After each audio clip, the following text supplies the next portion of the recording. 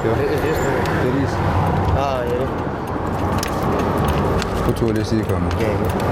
ходе рейда проверяют весь пакет необходимых документов, от прав и путевых листов до лицензий и страховки. У большинства водителей с этим все в порядке, но есть и нарушители. Основные нарушения – это отсутствие карт маршрута, то есть это отсутствие права осуществления перевозочного процесса на конкретном маршруте, и также отсутствие на момент проверки путевых листов, то есть документ, который подтверждает право выхода данного транспортного средства на маршрут, соответствие технического состояния и состояния здоровья водителя. Нарушения фиксируют тут же на месте, составляют административный протокол. Далее материалы направят в судебные инстанции. Проверяющие отмечают, водители общественного транспорта ежедневно перевозят сотни пассажиров. В их работу входит и забота о безопасности. А в проверяемых документах четко прописано, проходил ли транспорт необходимый осмотр, есть ли у него лицензия. Рейд проходит на одном из оживленных участков Назрани. Через него ежедневно осуществляют перевозку по 6 маршрутам. В городе Назрань порядка 17-20 маршрутов, которые у нас сегодня обслуживают население.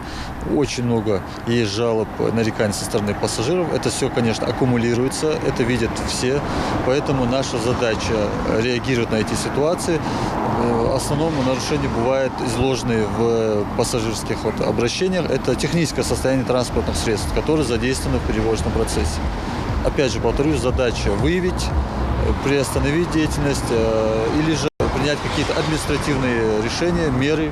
Рейд проводится сотрудниками Ространснадзора, Минпромсвязи и ГИБДД. Присоединились к проверке водителей и представители налоговой службы. Они проверяют, стоит ли водитель на учете в налоговой службе, есть ли у него патент на перевозку пассажиров. Последние, к слову, не сильно довольны проверкой. Это отнимает время, хотя причиной проведения рейдовых мероприятий стали обращения самих граждан, недовольных работой общественного транспорта. Большинство из них связано с превышением скоростного режима и техническим состоянием транспорта.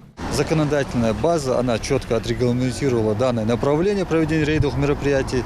И в части того, чтобы проверить транспортные средства на линии, нам необходимо, чтобы наличие пассажиров, присутствие его пассажиров было обязательным. Поэтому мы по максимуму стараемся ускорить процесс вынесения каких-то материалов в случае нарушения.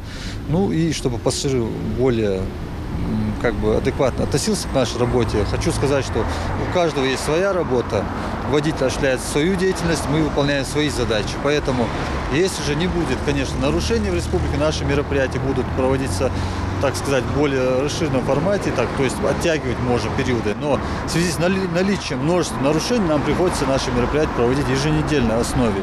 Благодаря таким рейдам, отмечают проверяющие, наблюдается положительная динамика. Документацию водители стараются привести в порядок, как и соблюдать скоростной режим. Но организаторы рейда напоминают, что путевая карта, лицензия, страховой лист и другие документы должны быть в наличии, а техосмотр общественного транспорта должны проводить раз в полгода. Ведь в первую очередь водитель отвечает не только за свою жизнь на дороге, но и своих пассажиров. Дана Плиева, Ахмед Горбаков. Новости 24.